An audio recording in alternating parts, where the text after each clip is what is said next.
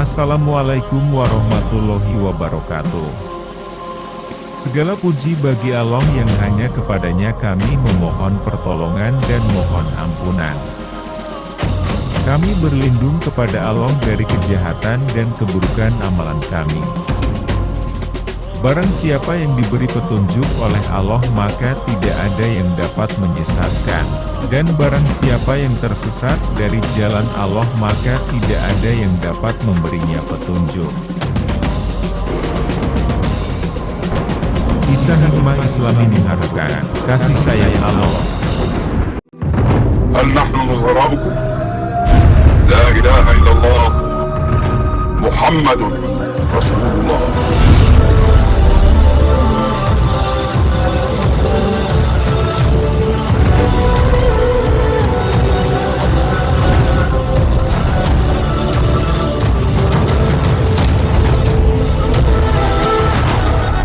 Alhamdulillah, bersyukur pada hari ini Allah Subhanahu wa Ta'ala masih memberikan kita izin untuk bisa menikmati indahnya hari ini.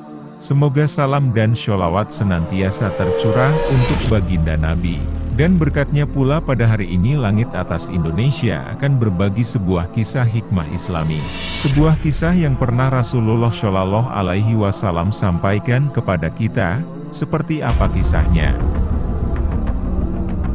Kisah hikmah Islami mengharukan, kasih sayang Allah.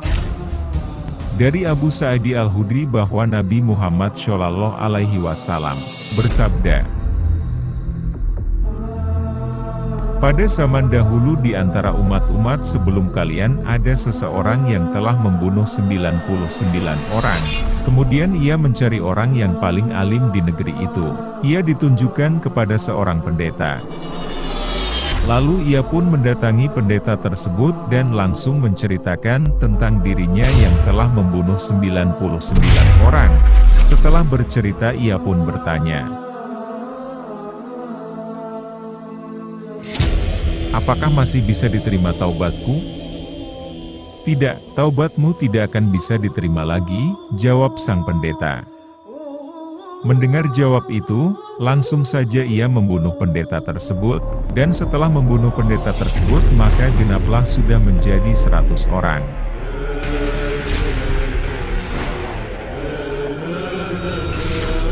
Setelahnya itu ia mencari-cari lagi di mana orang yang paling alim di negeri itu, dan akhirnya ia ditunjukkan lagi pada seseorang yang alim, sama seperti ketika ia bertemu sang pendeta. Ia pun langsung menceritakan bahwa ia telah membunuh 100 orang, dan setelah bercerita seperti itu ia pun kembali lagi bertanya,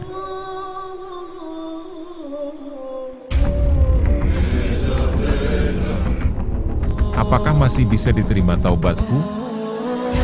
Iya, masih bisa. Siapakah yang dapat menghalangi seseorang untuk bertobat?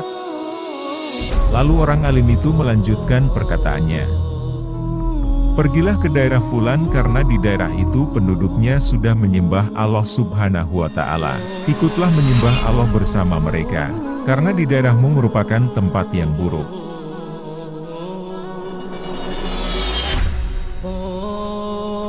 Setelah mendengar jawaban dari orang alim tersebut, langsung pergilah ia ke tempat yang telah diarahkan oleh orang alim tersebut.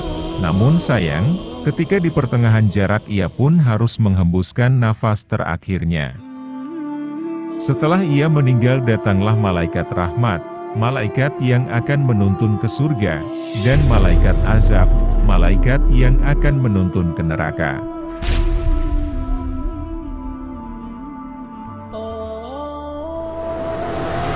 Dalam upaya mereka untuk mengambil nyawanya, mereka bertengkar mengenai siapa yang pantas untuk membawa jasad pembunuh ini.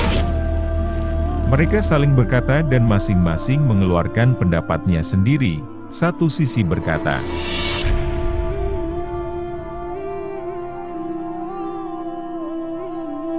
ia akan ikut bersamaku, sebab ia telah hijrah ke sana untuk benar-benar bertaubat dan menyerahkan dirinya dengan sepenuh hati kepada Allah Subhanahu wa Ta'ala, ujar malaikat rahmat.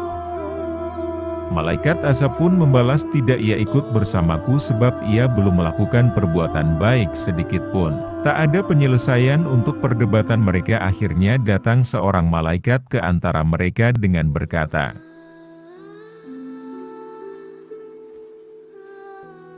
"Bagaimana kalau kita ukur jarak yang sudah ia tempuh?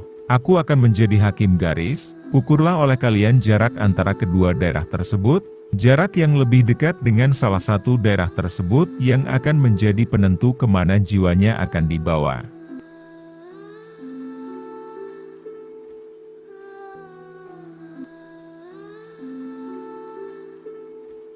Mereka sepakat dan mulai mengukur jarak antara kedua daerah tersebut, dan ternyata setelah diukur dengan adil dan teliti, akhirnya mereka mendapati bahwa jarak yang ditempuhnya, daerah untuk bertobat, lebih dekat dengan jasad pembunuh itu.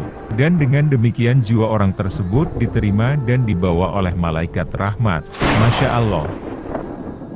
Wallahu alam.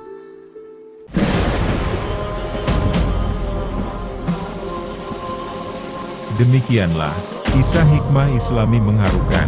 Semoga dari kisah di atas kita dapat mengambil nilai hikmah untuk diri kita. Dan semoga Allah Subhanahu wa Ta'ala selalu mengampuni kita dari segala dosa yang pernah kita perbuat. Amin ya Rabbal Alamin.